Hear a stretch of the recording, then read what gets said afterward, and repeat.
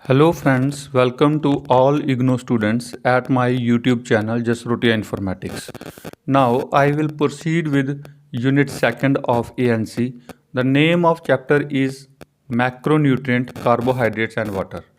In this chapter I will discuss 3 important questions along with the answers from this chapter. Let's start the first question, that is define carbohydrates and discuss the important functions of carbohydrates in our diet. सबसे पहले बात आती है कि carbohydrates किसे कहते हैं और इसके इम्पॉर्टेंट फंक्शंस क्या हैं जो हमारी डाइट के लिए ज़रूरी हैं। तो सबसे पहले आता है कार्बोहाइड्रेट्स किसको कहते हैं। The term carbohydrates refer to a large family of organic compounds essentially made of 3 elements.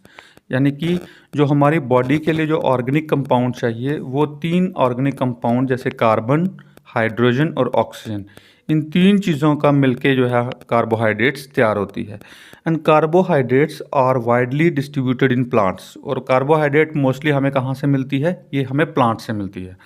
And they are present in these foods in the form of 3 types of compounds called sugar, starch and fibre.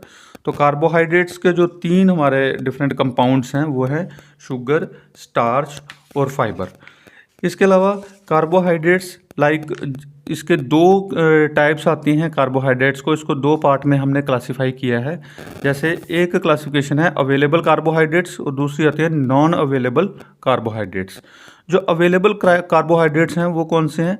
Carbohydrates like sugar and starch are digestive in common digestive tract, hence can be made into the body for its functioning। जो हमारी human digestive tract है उसके अंदर अगर body जिसको sugar को और starch को डाइजेस्टिव कर लेती है तो इसलिए इसको हम अवेलेबल कार्बोहाइड्रेट्स कहते हैं।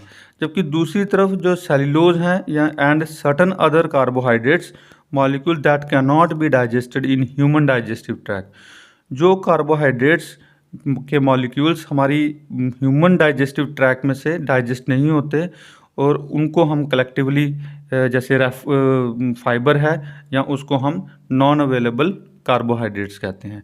तो इस तरह से जो 2 तरह की कार्बोहाइड्रेट्स हैं, एक में जिसमें डाइजेस्टिव ह्यूमन ट्रैक्ट जो है उसके अंदर जो है हमारा कार्बोहाइड्रेट से अगर डाइजेस्टिव हो जाता है, एक है जो हमें डायरेक्ट जो है हमारा ह्यूमन डाइजेस्टिव ट्रैक्ट जो है उसको डाइजेस्ट नहीं कर पाता। तो इसलिए हमने कार्बोहाइड्रेट्स को 2 कैटेगरी में डिवाइड कर रखा है, 2 क्लासिफिकेशन इसकी कर रखी हैं। इसी तरह से कार्बोहाइड्रेट्स के कुछ फंक्शंस हैं। Some of the important functions of carbohydrates are, जैसे पहला है एनर्जी गिविंग फंक्शन, दूसरा है प्रोटीन स्पेयरिंग एक्शन और तीसरा है यूटिलाइजेशन ऑफ फैट्स। तो यानी कि 3 काम करता है हमारा कार्बोहाइड्रेट्स। सबसे पहला काम करता है एनर्जी गिविंग फंक्शंस। जो the chief function of carbohydrate is to furnish energy for the working of the body. यानी कि जो सबसे मेन फंक्शन है कार्बोहाइड्रेट्स का कि वो हमारे एनर्जी को फर्निश करता है जिससे हमारी बॉडी वर्किंग करती है। जैसे 1 gram of carbohydrates provide approximately 4 kilocalories। Carbohydrates food are widely distributed in nature and are cheapest source of energy। ये हमारा सबसे सस्ता और सबसे चीपेस्ट सोर्स ऑफ एनर्जी है जो नेचर में हर जगह हमें मिल जाता है। यानी कि एक अगर ग्राम कार्बोहाइड्रेट हो तो हमें 4 कैलोरीज जो है एनर्जी उससे मिलती है। इसके अलावा the kilo calorie unit is the unit of measurement of energy. जो किलो कैलोरी है वो एनर्जी का मेज़रमेंट यूनिट है। तो इस तरह से हम एनर्जी गिविंग फंक्शंस जो हैं वो कार्बोहाइड्रेट्स का मानते हैं। इसके अलावा आ गया protein sparing action. Protein sparing action में आता है carbohydrates if taken in sufficient amount to meet the energy need of the body the spare protein for their important basic role in our body like supporting growth and body building. यानी कि अगर carbohydrates हमारी body में sufficient मात्रा में अगर मिल जाता है, इसके अलावा अगर उसके पास कार्बोहाइड्रेट है तो उसको वो प्रोटीन के लिए स्पेयर कर देगा ताकि वो हमारी बॉडी को ग्रोथ करने में और बॉडी की बिल्डिंग के लिए काम होता है। इसके अलावा आता है utilisation of fats. Some amount of carbohydrates is needed for the proper utilisation of fat in the body. तो कार्बोहाइड्रेट्स जो है हमारा प्रॉपर यूटिलाइजेशन जो है फैट्स की वो भी उसको कवर करता है। The presence of carbohydrates in our diet prevent the body from breaking down too much fat for the energy. तो हमारी बॉडी के अंदर बहुत ज़्यादा फैट्स जब हो जाता है तो कार्बोहाइड्रेट उसको ब्रेक डाउन कर देता है। तो in case of deficiency of carbohydrate in the diet, more fat will be broken down to meet the energy requirement of the body.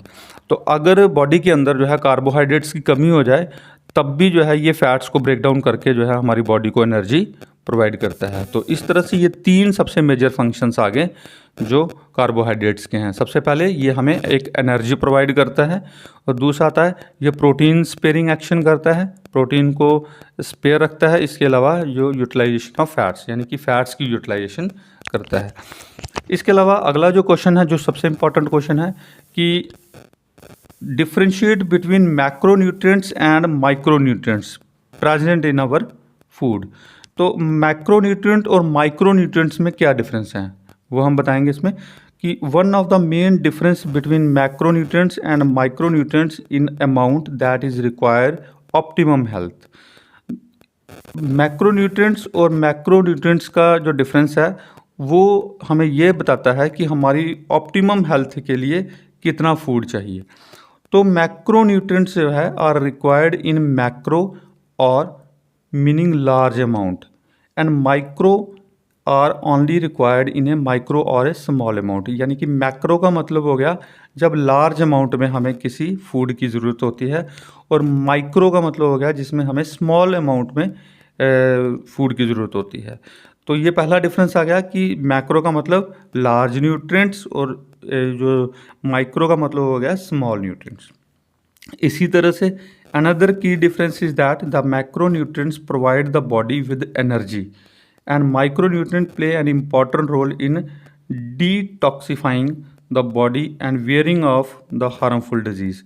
तो जो मैक्रोन्यूट्रिएंट है उसका मेन फंक्शन क्या है कि बॉडी को एनर्जी प्रोवाइड करना, जबकि जो दूसरे हैं माइक्रोन्यूट्रिएंट्स हैं उनका मेन फंक्शन है कि बॉडी को डिटॉक्सिफाई करना या हार्मफुल जो डिजीज़ हैं उनको सेपरेट कर देना या उसको कम कर देना। तो इसी तरह से जो प्रोटीन है, कार्बोहाइड्रेट्स हैं और फैट्स हैं, ये एग्जाम्पल हैं मैक्रोन्यूट्रिएंट्स को जो हमें लार्ज अमाउंट में चाहिए, जबकि जो विटामिन्स हैं और जो मिनरल्स हैं आर एग्जाम्पल ऑफ माइक्रोन्यूट्रिएंट्स। तो वो माइक्रोन्यूट्रिएंट्स हैं, विटामिन्स और मिनरल्स हमें ट्रेस अमाउंट में, लेस अमाउंट में चाहिए होते हैं। इसके अलावा जो तीसरा क्वेश्चन है इसी यूनिट में जो सबसे ज़्यादा इम्पोर्टेंट है वो है enumerate the importance of water in our body. तो बॉडी के लिए पानी की क्या इंपॉर्टेंस है, या ह्यूमन बॉडी के लिए या ह्यूमन बीइंग के लिए या ह्यूमन लाइफ के लिए वाटर की क्या इंपॉर्टेंस है। तो सबसे पहले आता है कि water is essential for life. In fact one can survive without food for a week, but without water not without water. तो कहते हैं फूड के बिना आदमी एक हफ्ते तक, कई हफ्तों तक जिंदा रह सकता है, लेकिन पानी के बिना जो है आदमी जिंदा नहीं रह सकता। Water is a macronutrient made of 2 elements. तो ये एक मैक्रोन्यूट्रिएंट है, यानी कि ये हमारी बॉडी के अंदर लार्ज अमाउंट में होता है, और इसमें दो एलिमेंट हैं वाटर में, हाइड्रोजन और oxygen. A molecule of water contain 2 atom of hydrogen and 1 atom of oxygen. तो इससे मतलब है कि इसमें 2 एटम जो है हाइड्रोजन के और 1 एटम जो है ऑक्सीजन का होता है। तो इसके साथ water is major component of our body. It makes up approximately 60% of the total weight of an adult and almost 75% in the case of infant. अगर कोई प्रौढ़ व्यक्ति है तो उसमें 60% उसकी बॉडी के अंदर वाटर होगा। अगर इन्फेंट है, छोटा बच्चा है, तो उसमें 75% जो है बॉडी के अंदर वाटर होगा। इसके अलावा water is medium of all the body fluid including blood, saliva, digestive juice, urine, sweat and perspirations. तो जो वाटर है, वाटर हमारा फ्लूइड का जितना भी मीडियम है बॉडी के अंदर, वो सारा का सारा हमारा वाटर के मीडियम के द्वारा होता है। जैसे ब्लड है, सैलिवा है, जो डाइजेस्टिव जूस है, इसके अलावा यूरिन है, इसके अलावा स्वेट है, जो पसीना निकलता है। तो ये सारी चीज़ें जो है हमारी बॉडी जो है वाटर के ऊपर ही डिपेंड है। तो water play an important role in regulation of body temperature. दूसरा, वाटर जो है वो हमारी बॉडी के अंदर जो है टेम्परेचर को रेगुलेट करता है। नॉर्मल जो है, अंडर नॉर्मल सर्कमस्टांसिस ये बॉडी के अंदर जो टेम्परेचर है is maintain at 37 degree Celsius. तो ये हमारी बॉडी के अंदर 37 डिग्री सेल्सियस टेम्परेचर को मेंटेन रखता है। इसके अलावा वाटर जो है इज़ ए यूनिवर्सल सॉल्वेंट।